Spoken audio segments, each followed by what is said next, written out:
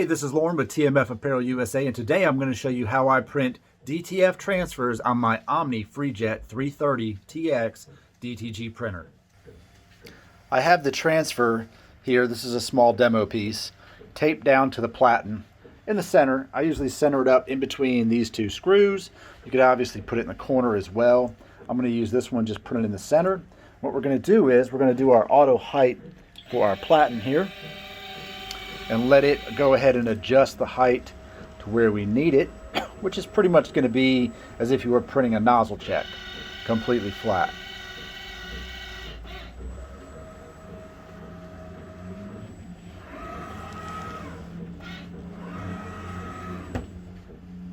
Now we're ready to print. Right here in the center, top center is where I want it. All that's good. Our color strength, we're going to knock it back to 70%. These are not going to matter because we're not going to print any white ink behind this. No underbase on the back side since it's going on a white garment. We could check our preview. Looks good. We are ready to print, and this is only going to print one layer of color, no underbase, so that won't take long at all. We'll hit that. We'll hit OK. We're ready to party. Okay, our print is done here. Let's stop that guy.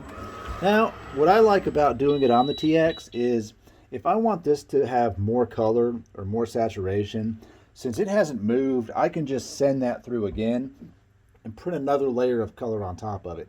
So sometimes what we'll want to do is lower the settings, the color settings in Cathari in our RIP software to maybe 30%. We don't want to pound too much ink on it, and we can print it multiple times. I'm going to say for this test that this looks good, so the next thing we're going to do is pull this off right here. This is the reverse side, and we're going to powder it. Since this is a small piece, what I do is I take some of my powder, I put it on a little piece of paper here just to kind of contain it. Take my powder here, and we just coat the graphic with the powder, right? So we're just going to scoop some up, coat it. Now I can put this in a little bin so that it all just stays within a bin. And what we're going to want to do is just shake it off, flick it off, kind of gets the excess off of it. What we should have is something that looks like so. It's kind of coated on the back of it. And now what we're going to do is we're going to cure this powder. So what I like to do is put it on the heat press. It's at 325. I'm going to raise my platen, my top here, and we're just going to hover it right there for about 2 minutes. Okay, now what we're looking for here is this powder kind of becomes a little bit rubbery. It's not coarse anymore, and that's what we're looking for before we press this. We're going to take our scrap tea here, since this is just a test. I'm going to take my transfer. We're going to put it so that we see it the correct way up. We're going to lay this down right here. We're going to press this for about 20 seconds.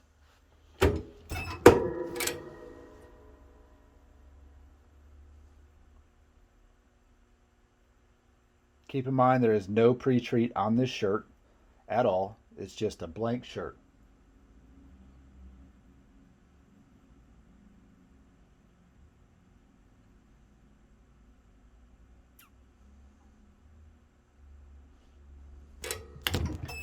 Time is up.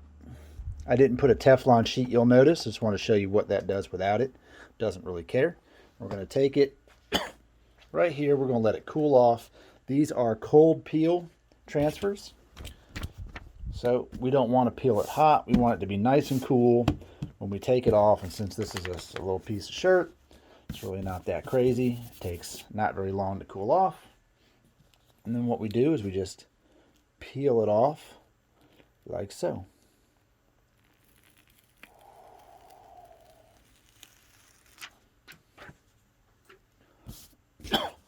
And right there we have our design just as is, only the ink transfers. Now what we do from here is we'll take it back over to our press, and we'll give it a second press for about 10 seconds just to make sure it's nice and cured. I'm going to cover this one with a Teflon. I do like to use Teflon to make sure that I don't burn the shirts. Generally that does help a little bit. If you have anything stuck to your heat press, also kind of helps with that. So that's it right there. You can see the design is on there. The colors are nice and bright, vivid. Stretch is good. Wearability is good. You don't feel this. It's on white, so there is no white ink printed on this design at all. If we were going to put this on a black garment, which I'll do next, I'll show you how we do that. That's going to have a white back. Okay, what we're going to do is load our image here into Cathari, and this is for the dark garment setting. I've already adjusted my size, my position to where my DTF transfer is at. On my settings here, I am printing it on color media, first color then white. See right here. In my properties, I've set my margins correctly. On my underbase, what we'll do is we'll set this to color 1, white 0 for the first print. My color strength is set at 70%.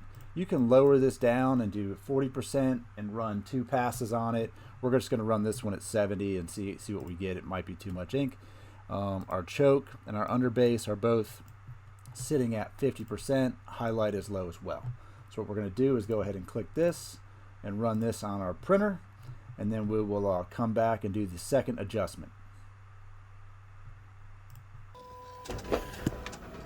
So what we're doing here is we're printing our first layer, which is our color layer.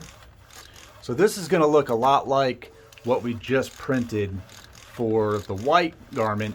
The only difference being is that this is actually going to print white ink. This is going to print all the ink. So white, black, all the colors, because the color environment that I selected was color.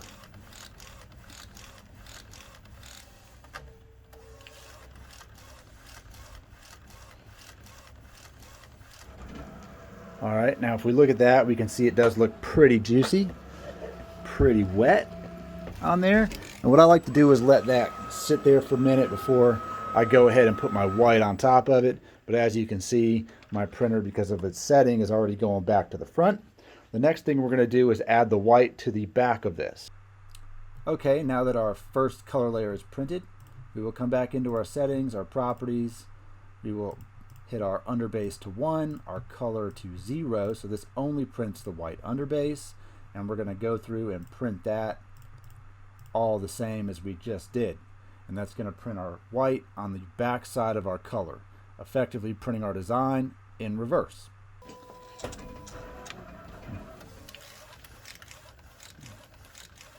So what you'll see we're doing now is we're printing the white underbase on top of this color ink layer. Now normally if you were printing this directly on a garment, you would print the white layer first, followed by the color layer. But because this transfer is in reverse, we need to print the actual color layers in reverse.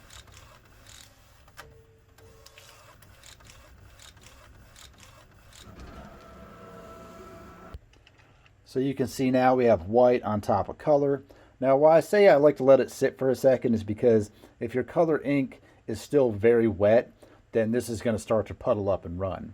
Also, I've got a decent amount of white on there. When we pull this off and look at it, we're going to see from the front side, this still looks the same. What the white's doing is just giving us a primer underneath it for when we put it on the dark garment, that it helps with the dye migration of the color fabric that we're putting. Once again, we're going to powder this. I'm going to cut it, so I don't need this whole piece. Again, this is one reason I like using DTG printers, that I can put these little scraps through. You're not going to be able to feed that little scrap through on your regular conventional printer. Let me move this guy. Right, so I've got my piece in here, and we're just going to go ahead and cover it with the powder, like so.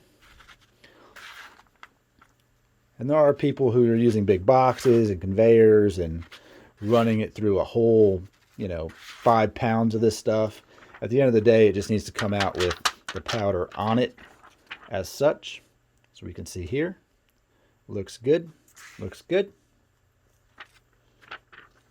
And we're going to cure it, and we're going to cure it again. Okay, I've gone ahead and stuck this under the heat press here. As you can see, this is what we're looking like still. looks pretty much the same. This is our design here. And now we're ready to press this on shirt. Okay, once again, I'm going to use a scrap shirt. We're going to take our design, sit it right down there, and we're going to press this bad boy for another 15 to 20 seconds, light medium pressure.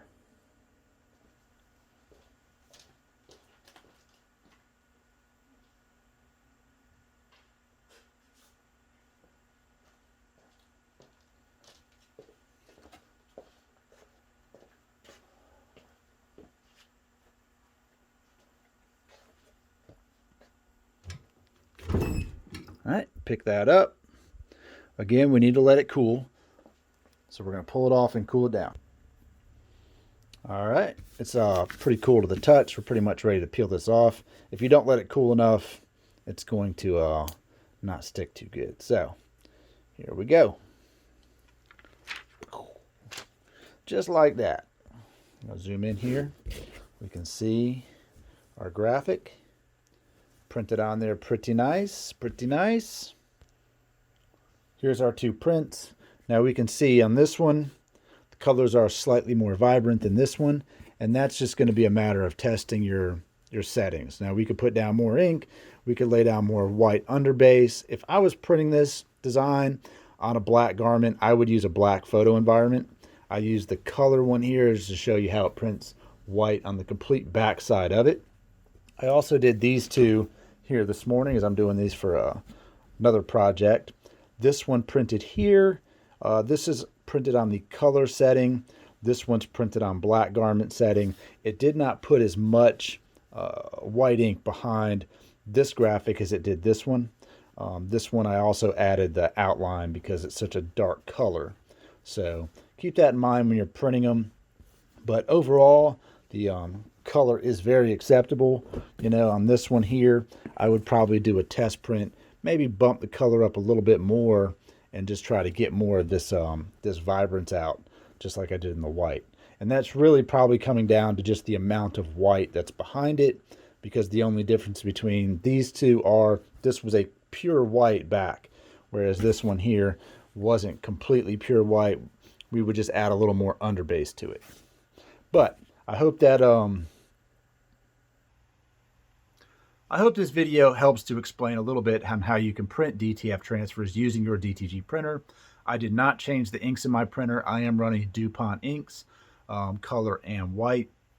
But as an added benefit to owning a DTG, you can use these transfers to help you create smaller designs or other designs or transfer them to other materials.